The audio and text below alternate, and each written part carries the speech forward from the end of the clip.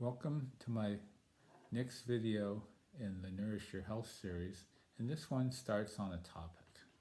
And this is basically about treating skin problems. Before we go further though, please, if you're new to this, hit the subscribe button because I have other topics of interest that I will be covering. And if you like it after, please hit the like button. But this time I wanted to get into skin problems. And although growing up, the bane of my existence seemed to be poison oak, it's like every year it would get it horrendously. Sometimes my ears would swell up, things would drip, it was hard to focus.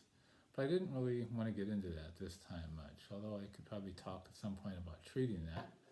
What I did find though, there's two places where poison oak didn't grow. One was above 5,000 feet in the Sierra, or any mountains basically. So when I did backpacking, it was like freedom. I could hike and go anywhere and not have to worry about that stuff and suffer later. In fact, I think my brother borrowed my sleeping bag once and dumped it in poison oak, so I'd wake up in the morning and be covered with it even though I didn't have personal contact that I was aware of. And the other place where there's no poison oak is in Hawaii. I moved there, and actually before I moved there, I worked on a big project there for 5 months, which was sort of a lot of fun. I went swimming and snorkeling and enjoyed the thing, and then coming to a place with no poison oak at all, it was again freedom. In fact, they didn't even have poisonous snakes there, which in the Sierras, there's things called rattlesnakes that you have to watch out for, but they usually don't. At least they haven't really bothered me, even though I've seen a few of them. Now, someone did mention, exercise. And exercise is good for your health, and I'll get into that more detailed later, but if you go back in time around 1977, and I moved to the Big Island of Hawaii, and it was sort of one of my bucket list items was to move to an outer island, more remote and just natural, and do healthy work outside and challenge my body that way. So this time I'd already moved to the Big Island, and I went in with some other people so I didn't have to do everything myself, and we got an old coffee farm, a 40-year lease where you have to do some maintenance, and we had to do that to get the property. It was great working outside, eating nice healthy lunches, feeling the sun, working hard. It was a great experience. And then to make other money, I started being like a gardener. I did sort of specialized in oceanfront houses. One of the main ones I did we took care of was about 1.5 acres right in the ocean. They had a swimming cove. The people that owned it were one of like the 7 wealthy families in the islands. And he had retired. He'd been president, chairman of the board of the company that owned C&H Sugar, which was the major sugar supplier at that time in America, and Matson Navigation, which was the main shipping line that brought stuff to the islands. And at that time, they even had passengers up until a certain time in passenger ships. So this was a chance to be healthy and strong. Then I'd work outside in the sun. I'd get there 7 a.m. after walking over 2.5 miles or so and take my t-shirt off and work in the sun all day. It sort of felt great. But then I noticed I get a tear or a scrape or a scratch, the skin would not heal. It would just start flaking off. Then that would happen in more places. First my elbows, then places. Then pretty soon, I really looked like a mess. My arms were flaking off, my back was, my legs were, my scalp. It's like, this is, socially, it's not very good. It's not very desirable for people to be with me or get close. People would get scared about things like that. So it seemed like it might be a good idea to actually see a doctor and see what they suggested or said to do. So I went there was a popular doctor, mainly in the Christian community, a young one that seemed very good and conscientious. So I went to see him, and he gave me some creams that I put on a while, and things seemed to improve a bit. They didn't totally go away, but they improved, and I went to see him again, and he said, maybe you should get a diagnosis. The creams he gave me have a little bit of everything. They deal with all sorts of problems.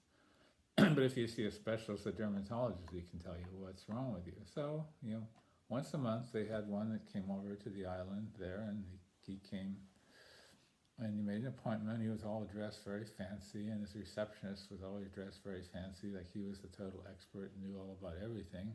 So he's the man you want to see. So I saw him, and he just took one look at that and said, "You have psoriasis." And it is a problem where the skin grows a new layer in about 9 days or so instead of 28 days. So it never really matures. It never becomes a full healthy skin. It starts growing, then it flakes off and flakes off. So it's not really healthy. But he said, well, I have these two things you can put on topically. One's a coal tar, you put that cream on and that will help with it, and the other's a steroid that will also help with it. So he was the expert, so I thought, well, I better do what he says, so that's what I did.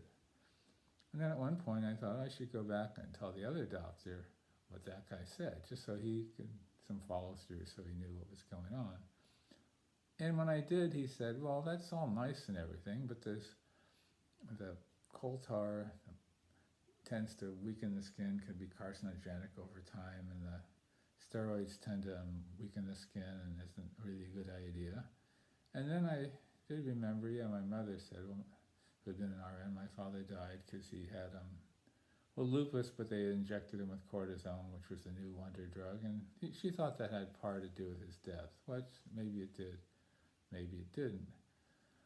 But if you start looking at more healing things, you realize, well, steroids suppress things. Look like the homeopathic view. If there's a problem, you use steroids, things go in deeper. They may affect other organs. You may get other problems. A lot of the healing in Europe and other classical ways is seen as the skin is a way where toxins and things come out of the body. Things aren't working well, so they will come out of the body. They will come out of you in that way. You put a steroid, you put a topical thing on there, and it goes in, and they may help the symptoms, but then what happens? Well, what happens is it goes deeper. You may have other problems, digestion or other things that may go on. So that's sort of the caveat when I realized that what the younger doctor said, and I thought, yeah, I probably shouldn't really take this stuff, even though it, might help me look better today or so. And then later, after working outside in a while, it was great work, but there's a time I was getting a little older to be a little more serious in my life about a job or career and other things. So I moved back to San Francisco, and then my friends pointed out UC San Francisco is one of the reputable medical centers in the United States, so I should check there, see what those doctors have to say. They probably know a bit more. And so I did. I went to Parnassus. In fact, I even went to the library, the medical library, and I read about psoriasis. And what do? You go in the people sometimes go very salty areas, like the Dead Sea has a high salt content. They'll go soak in salt water to help the psoriasis. They go in to get in the sun. The sun will often help psoriasis. That's what the first doctor said. Don't get don't get exposed, but you may want to go in the sun. You may want to get in the salt. Then I looked at myself and I spent all day in the sun working, and that's when I got psoriasis. I had to be swimming about every day or so. I'd go, pretty much close to that, and snorkeling a lot or just swimming in the ocean. And that's when I got psoriasis. So those basic things didn't really seem to be the cure-all for me. But I went to see the specialist, and they said, well, don't worry about the steroid problem. We'll take care of that. We'll monitor it. It won't be that bad or anything. And they said, well, I'll give you a tip too. If we give you this steroid cream that is very strong, as strong as they come, if you put saran wrap on top of it, it works 10 times as effective, because instead of wiping off, it forces it right inside your body, so you get a quicker result. So I did see that, and I even bought a little sun lamp when I worked in San Francisco. I was not in the sun that much. And I'd work with that. And, it seemed to help some, but one of the problems was then I started having major digestion problems. And not just that something didn't feel good or feel right. It's like usually I could handle a lot of stuff. It's like, wow, I was usually healthy, but every month I get sick for a week. I get the flu. I'd get anything that was going around. I'd get chronic diarrhea many times a day. Some weeks I'd lose 5 pounds. Other weeks I'd lose 2 pounds. And so it realized that this system was just not working well for me. I just needed to try some other approach. So a friend of mine was seeing a homeopathic center in UC Berkeley, and she was doing homeopathic medicines for her asthma. And she'd get a remedy, and it would make her itch, and her skin would turn red. It was like kind of misery, it seemed to me. And then when that would get better and it wouldn't bother her anymore, they give her another remedy and her skin would itch and bother her, and she'd often wrap herself with bandages and drink wine at night so she could go to sleep because it was so annoying. And I thought, doesn't look like a fun way, but at least I could talk with them and see what they have to say. So I called them up and talked to them. They said, "Oh, you use steroids like that? Yeah, don't even bother to come here. We don't want to see you. We're not going to be able to help you." So that was one way. Okay, I was going to eliminate that, so I wasn't just going to go through that sort of torturous routine. But it did let me realize that later, if I wanted to be a health practitioner, I really didn't want to be a homeopath. I mean, it seemed like encouraging people and putting up with them going through that much suffering is not my ideal solution. I know one of the laws of healing is, first of all, do no harm. So I realized all these things, that are harmful, you don't want to harm your body by ways. You have to find another way. And by then, after the sickness, you sort of reach bottom after a while. And I'll get into more of that digestion in another installment of this, because it is very interesting in how it all worked out and what I did to get past that. But I was checking other healing systems, and one person was teaching a class about traditional Chinese medicine and how she was helped by problems that the best specialists in New York couldn't help. So I checked around a lot of things. I took some classes from her, and then I decided, well, I really wanted to do work that's healing and helpful for people. Originally I got an engineering degree, and that just didn't feel like, the excitement wasn't there of really doing something in the day. Making some money is nice, and some nice projects were good, but there's just more. And after what I went through with my experiences, I knew I had a lot I could help other people with. And then I decided to go to acupuncture school. And I chose, which happened to be nearby, but also one of the best ones for the herbal side, the American College of Traditional Chinese Medicine. And about 70% of the medicine is herbal. And so learning that would be helpful. So while I went to school, I could get acupuncture treatments every week, and I could part of the school clinic, and I could learn about herbal things and have the teachers diagnose me and work with herbs. Not that I had been seeing someone before I went there, and he was a good, reputable person also. Like I said, I used steroids a lot. Things have been repressed. It wasn't a very quick fix. Like I just did something and all of a sudden, wow, I'm better now. In fact, but then I learned, some of the acupuncture points would like things called clearing heat out of the body. And since things are sort of, the skin's red, so that's seen as a heat thing, and you want to cool that off. And herbal medicine, can be involved also, and there's different herbs that do this, that work with the skin, and there's herbs that work with the surface. Those surface things may focus their action on the skin. And other ones that are used a lot for skin problems have a lot of parasitic qualities. They're also very bitter, which wipe out most parasites. In fact, translating the Chinese name to the English word, one of them is literally called bitter herb, and drinking what I drank was not like a pleasant mixture, but it was effective. It would clear things out of me, which I needed to do. And so, the first herbalist I saw at the school was, he was hotshot. He was a good, reputable one. But then when I didn't respond quickly, the person that managed the clinic said, "Well, see Susan. Her father was a dermatologist. She might have other ideas." So I saw her, and it got working. And some of the herbs, like I say, would be parasites. Some would clear the surface, move the surface, and some would nourish blood, help build blood. So it was sort of a nourishing thing. And it took me a while. I'd seen other people that I treated for psoriasis, and they responded much quicker than I did.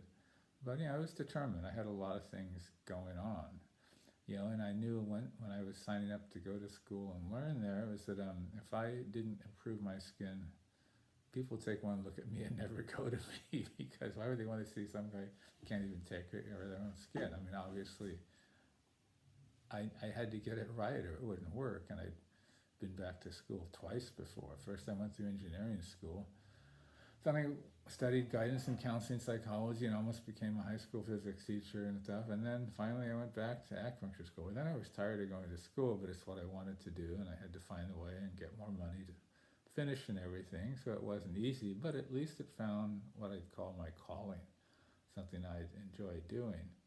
And so yeah, and before I set up my own practice after graduating, I went to China to a big hospital, the main one in the province, where I'd treat hundreds of, maybe every day I might see 40 people or so. And I worked with a specialist and stuff. So I had a lot of experience to things, and I also see the dermatologist there and see what they would do, although psoriasis is much less popular in Asia than it is here. I don't mean popular, just prevalent. It's just less prevalent there. And, things did clear up, and that was nice, and I needed that to happen.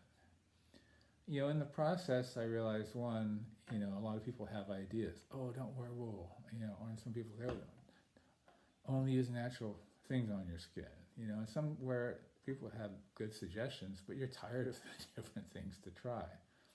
But also, like my original thing with the diagnosis, I actually wrote a dissertation about treating psoriasis with traditional Chinese medicine, and people at another acupuncture school said, oh, you got to see this guy, he had that and was treated by that. And a few people would say, and you see this guy, he had that and was treated by that. And so I went to see him and talked with him. I interviewed a lot of people. And he had something, sort of a different name. Not that there may be a lot of similarities, but it wasn't exactly psoriasis. And that's the thing, but often getting a good diagnosis is important. Like before all this happened, when I lived in Honolulu, before I went to Kona, I did volunteer work at the Waikiki Free Clinic, and they had a doctor people could see for free. So me and other volunteers would do the intake work, blood pressure, temperature, and pulse, get all the symptoms, then they'd see the doctor, and then the doctor would treat them, and at the end of the day, the doctor tell us everything they did. So we got sort of an idea of how medicine worked, at least in that realm.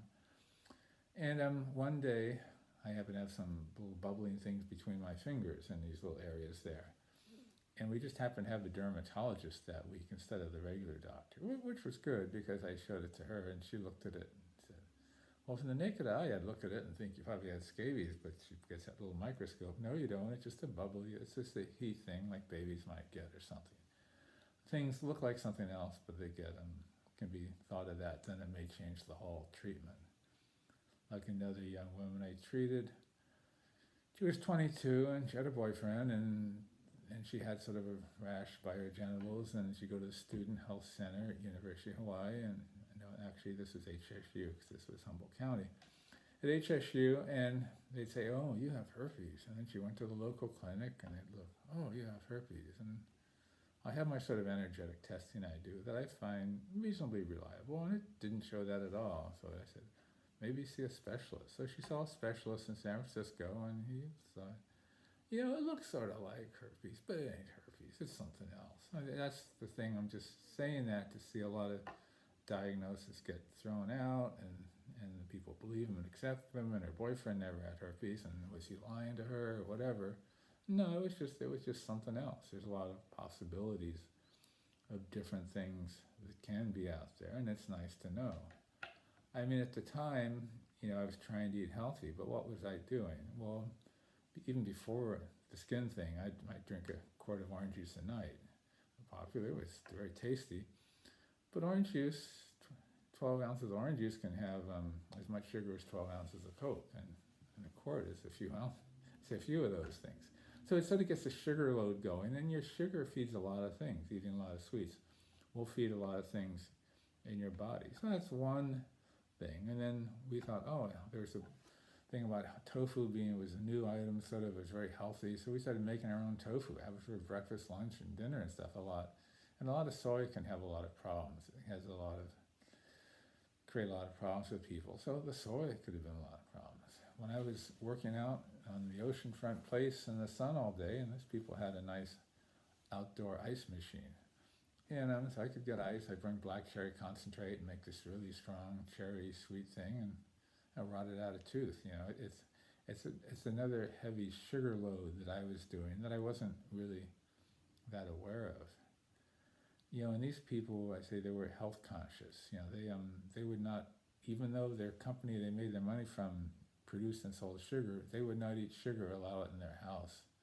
For Christmas they gave me candy made out of pure maple syrup and no sugar. When their son got married, they offered me other rolls and things that had white flour in them, because they didn't want to eat white flour either. But these were the type of things, you can look at if you have problems. There's like one professor I treated who had skin problems. And we found if he avoided wheat, his skin would get better. If he ate wheat, his skin rashes would come back. And we did things, and we couldn't just totally get rid of it and so he can eat wheat, but at least he knew what he wanted to do if he didn't want to have skin problems. He would just cut out wheat. And sometimes someone else came to me and he said, well, I used to have acid reflux, but I quit eating wheat, totally went away. There's often a correlation between food and other stuff. I mean, even dermatologists, I had to say, they spend years learning a name for every little different type of thing on the skin, but people often say, well, there's probably some digestive disturbance going on there, and they're probably right, and you want to deal with that. So hopefully this gives you some ideas, and if you would like, hit the subscribe button or the like button or whatever. And what are the takeaways from this? Well, if you have a skin problem, getting a diagnosis is nice. One, look at how many sweets you're eating and try to cut that down. In those old days, people didn't know much about probiotics, so there's one or two. And that's a whole other topic, because there's a lot about probiotics that are getting discovered and doctors are writing about. Even in AARP journal, they talk about gut health and stuff, which when I started doing it, I was this controversial person that people wondered about. And now the mainstream doctors have picked up on it and find out how to get people healthy. And other foods like soy or wheat or whatever, and of course there could be an emotional side too. Here I was, healthy, strong. I was usually shy, afraid to be too social, and all of a sudden my skin went, oh, stay away from me. Why would someone want to be around me? Some people might say, oh, you're just acting out emotions that were going on. And I can't argue with that, but I realize if I get the skin better, then I'll deal with the emotions and go on and not have to worry about, being embarrassed about how I look or something. And so going through and clearing that up, going through something difficult made it easier for me to help other people with difficult problems, which is nice. As far as psoriasis, whether it's autoimmune or not, the body just wants to make skin faster, and it wasn't because I was eating health food and my body was so healthy it was making skin faster. No, it was just I was out of balance. I needed to make some changes. And if you don't listen to your body one time, like the external thing of the skin, your body's going to talk to you a deeper time, like chronic diarrhea and sickness. And I'll get into more of that later, because there were some bad times with that. But anyway, I seem to get through it all, and I hope you enjoyed this and you learned something from this. Goodbye.